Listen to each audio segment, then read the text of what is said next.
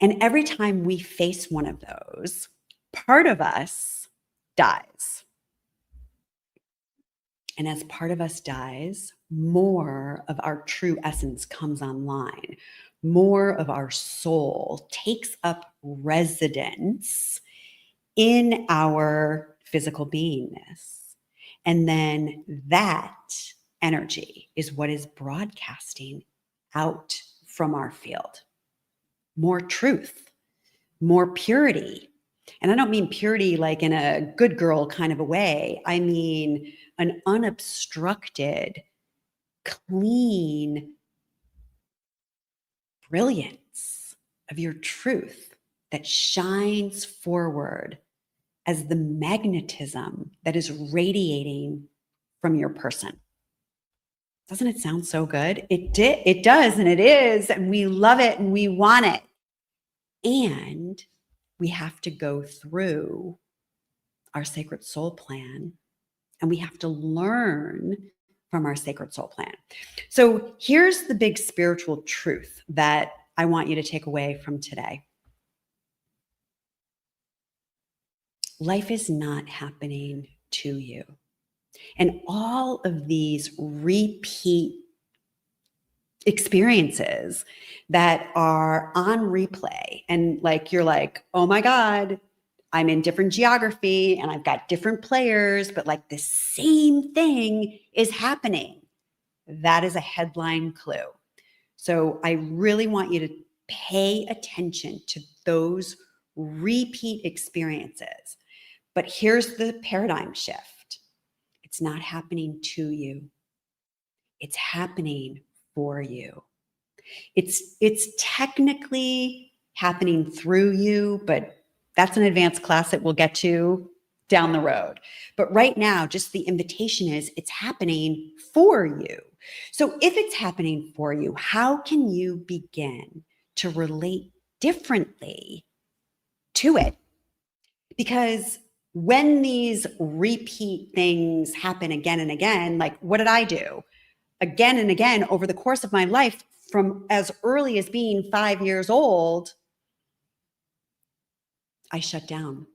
I kept to myself. I hid.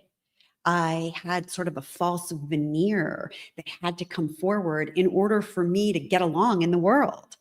But that wasn't the real me.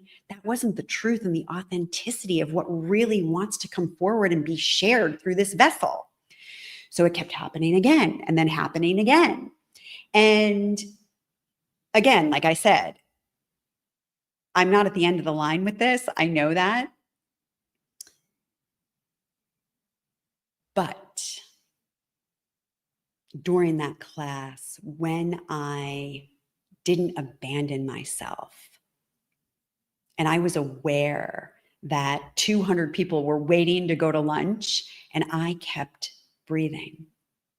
And I took up a little bit more space, and I brought my attention inward and down, and I grounded into the present moment. And then it was in that present moment that I was able to share from the heart, truthfully and authentically. So in this process that I have for you, you can go to www.spiritualambitionsoultrip, TRIPP, 2 Ps, Spiritual Ambition, Sacred Soul Trip. It's up on the screen. You can grab this process, and it's going to take you through some questions around where have you had resistance, what kind of shadow aspects might be showing up in your space. We look at family patterns and like ancestral lineage, body wisdom, and karmic connections. That's always a fun one. We're going to do a whole show on karmic connections. But these questions will prompt your thinking and will support you in being able to reveal some of your breadcrumb trail. And we have more than one breadcrumb trail, but for today, hopefully you will find this helpful. I'm just reading a comment from Jennifer. My sole purpose is nurturing and caring for my sons who have disabilities. Oh, blessings. I couldn't decide if I wanted to work with the elderly or children when I left school, so I chose a nursing home, which was very educational, being only 16. And then at 22, I had my second son who had cerebral palsy.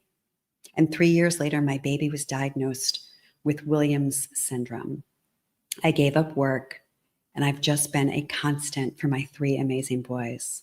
Well, Jennifer, you know, we're sending the light to you. I acknowledge you for embracing the mission that was at hand and the invitation that life was laying out for you. And I can't even begin to imagine the challenges that are layered into an experience like that.